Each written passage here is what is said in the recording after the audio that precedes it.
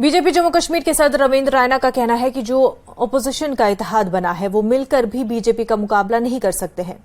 रैना ने कहा कि जम्मू कश्मीर के अवाम ने उन तमाम पार्टियों को मुस्तरद कर दिया है जो इत्तेहाद कर रही हैं। रैना ने छात्रों इंद्रवाल किश्तवाड़ का दौरा किया और एक जलसे आम से खिताब किया। रैना ने कहा कि आज तक जिला किश्तवाड़ को नेशनल कॉन्फ्रेंस और कांग्रेस के नजरिए से देखा जाए तो नजरअंदाज किया गया है और खास तौर पर एसटी बरादरी गुजर बकरवाल को नजरअंदाज किया गया और इंतखाबात के वक्त इन लोगों से वोट लिए गए थे, लेकिन इसके बाद इन लोगों को आज तक तरक्याती कामों से दूर रखा गया।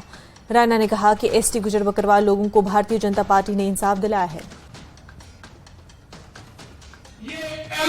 बना के एकजुट होकर साजिश कर रहे, इनमें दम नहीं है कि ये अकेले अकेले भारतीय जनता पार्टी का मुकाबला कर सके, क्योंकि इनकी हकीकत, इनकी असलियत जम्मू कश्मीर के लोग पहचान चुके हैं।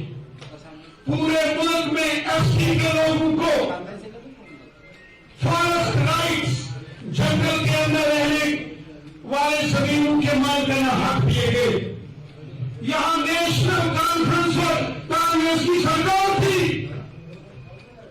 चादरे भर के गुजर बकरवाल कांग्रेस और नेशनल कॉन्फ्रेंस को वोट देते थे, लेकिन यहां से जीतने के बाद जब वो सरकार में बैठते थे वो गुजर बकरवाल को भूल जाते थे।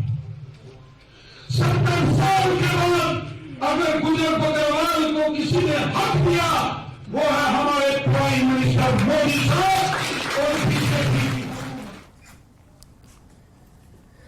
हुकूमत ने तमाम इंतजामी महकमों को हिदायत दी है कि जम्मू कश्मीर में मुख्तलिफ आसामियों पर भर्ती के लिए दरखास्त फॉर्म में तीसरे जिन्स या कोई दीगर जुमरे की अलहदा जुमरा शामिल करने के लिए मुतल्लिका इम्तहान और सर्विस के कवानीन में तरमीम करे।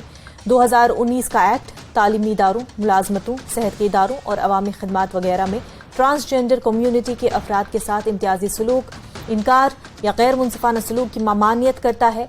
रिसर्च स्कॉलर्स और माशरे की सरकर्दा शख्सियात ने न्यूज़18 से बात करते हुए हुकूमत के इस इक़दाम का खैर मकदम किया।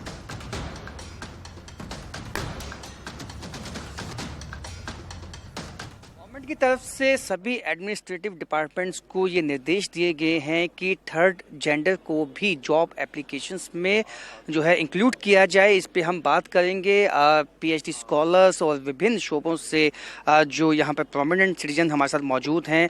रमणीक, आप कैसे देखते हैं इस डिसीजन को?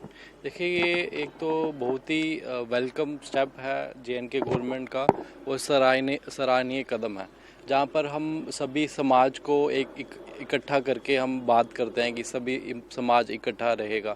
जहाँ पर 370 से पहले यहाँ पर वाल्मीकि समाज को कोई अधिकार नहीं थे और भी काफ़ी चीज़ें यहाँ पर जो है समाज को पिछड़ी रखती थी।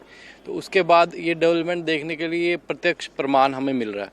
आज 370 के बाद हम देखें वाल्मीकि समाज को उनका अधिकार मिला और ट्रांसजेंडर एक बहुत बड़ी कम्युनिटी है जो रामायण काल से चलती आ रही है, महाभारत काल से चलती आ रही है और इसके ऊपर इतने शोध हो रहे हैं, रिसर्च स्कॉलर शोध कर रहे हैं, साहित्य को लेकर शोध कर रहे हैं और ये समाज को कहीं ना कहीं पीछे रखा जाता था और इन्हें मजबूरी हो के क्या क्या कदम उठाने पड़ते थे वो सबके सामने है। ये तो एक बहुत ही अच्छा ये कदम है, सराहनीय कदम मैं बोलूँगा सरकार का कि ये जॉब्स को लेके इनके ऊपर भी जो है काम किया जाएगा। इनको कहीं ना कहीं मौका मिलेगा आगे आने के लिए। इनका परिवार है, इनका जहाँ पे ये रहते हैं वो कहीं ना कहीं जब एजुकेशन मिलेगी और शिक्षा जो है वो आधार तो होता है उज्जवल भविष्य का, इनका कहीं ना कहीं भविष्य, इनके बच्चों का भविष्य जो है वो अच्छे। आपको लगता है कि जो 2019 ट्रांसजेंडर्स प्रोटेक्शन राइट है उसको सही मायने में इम्प्लीमेंट किया जाए तो इनके साथ भी इंसाफ होगा?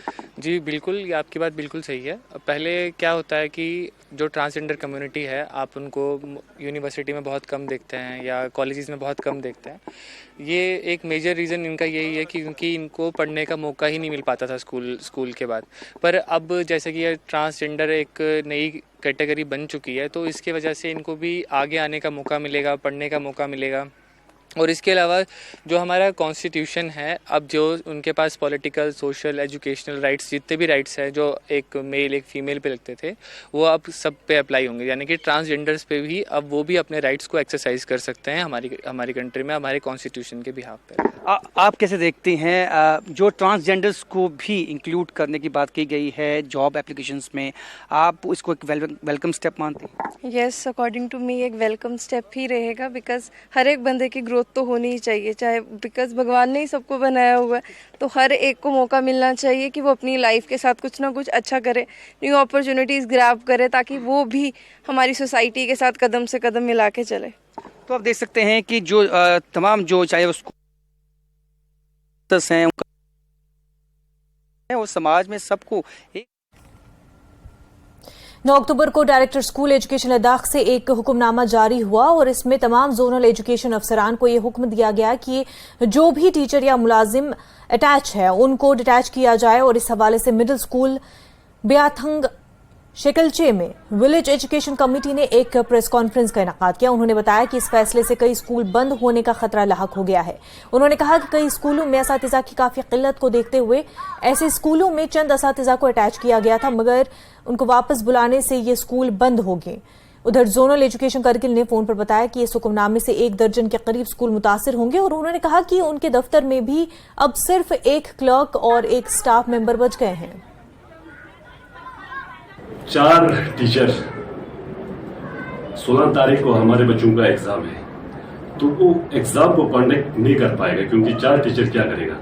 तो हमारा सीधा यही रिक्वेस्ट है, हमने पहले भी बताया, हम वेलकम करते हैं, हम इसका समर्थन भी करते हैं कि इस प्रॉब्लम के अजाले के लिए, इसको सोल्यूशन के लिए डिसीजन लिया होगा। तो मेहरबानी करके इसके ऊपर तवज्जो दिया जाए। एलजी साहब से यही रिक्वेस्ट रहेगा क्योंकि ये स्कूल छोटा स्कूल है नहीं, क्योंकि कारगिल ब्लॉक के अंदर सबसे ज्यादा स्टूडेंट, सबसे ज्यादा रो इस स्कूल के अंदर है। यहाँ 5 बाकी से जो है वो यहाँ आदि अटैच पे है। छाना अटैच को जब यहाँ से हटाएगा तो यहाँ पे सिर्फ 170 स्टूडेंट्स पे 5 ही यहाँ रह जाता है। तो मेहरबानी करके, और इस वक्त 16 तारीख को जो है एग्जाम भी शुरू हो रहा है, तो मेहरबानी करके दी सोल्यूशन को फिंगर जी साहब। सर ऐसे पेरेंट आप लोग ये सीओ के पास गए थे क्या? बिल्कुल सर, कुर्बानी ताची जोक संगाची यहाँ हुईसीनी यहाँ मेहनत और सरपंच जो है वो बिल्कुल इसी एजुकेशन पे यहाँ जोर तान इस वक्त छाना। मेहरबानी इसका कुछ सोल्यूशन तो ज़रूर निकालना चाहिए। फ़र्क जो है वो बहुत ज़्यादा पड़ने वाला है सर। मैं एज ए प्राइवेट टीचर यहाँ पे काम कर रही हूँ सर। पढ़ाई पे तो बहुत ज़्यादा फ़र्क पड़ रहा है क्योंकि आने वाले मंडे से हमारे बच्चों के जो है वो फाइनल एग्ज़ाम स्टार्ट हो रहे हैं। अब इस दौरान एक प्रॉपर गाइडेंस की बच्चों को ज़रूरत पड़ती है। बेसिकली यहाँ पे 4 या 5 स्टाफ हार्डली बचे हुए हैं, तो पढ़ाई पे तो सर बहुत ज़्यादा असर पड़ रहा है बच्चों का। अब इसको आप क्या, इसका हल क्या हो सकता है? इसका हल क्या हो सकता है? क्या आपसे ये पूरा बच्चों का एग्जाम कंट्रोल होगा या नहीं सर, ऑफ कोर्स नहीं होगा, क्योंकि यहाँ पे आपको पता है 150-160 के अराउंड हमारा रोल है और इतने कम स्टाफ को इतने सारे बच्चों को कंट्रोल करना बहुत ज़्यादा डिफिकल्ट होता है। मैं हमारी बता दूं तो हमारी जो ड्यूटी का जो टाइमिंग था सर वो सुबह 10 से 1 था। अब इन्होंने जब स्टाफ सारे यहाँ से ले लिए हैं तो अब हमारा बिल्कुल टाइमिंग भी चेंज हो गया। हमें 10 से 4 जो है वो यहाँ पे ड्यूटी देनी है क्योंकि यहाँ पे स्टाफ की बहुत ज़्यादा कमी है। महकमे यूथ सर्विस एंड स्पोर्ट्स की जानिब से पुलवामा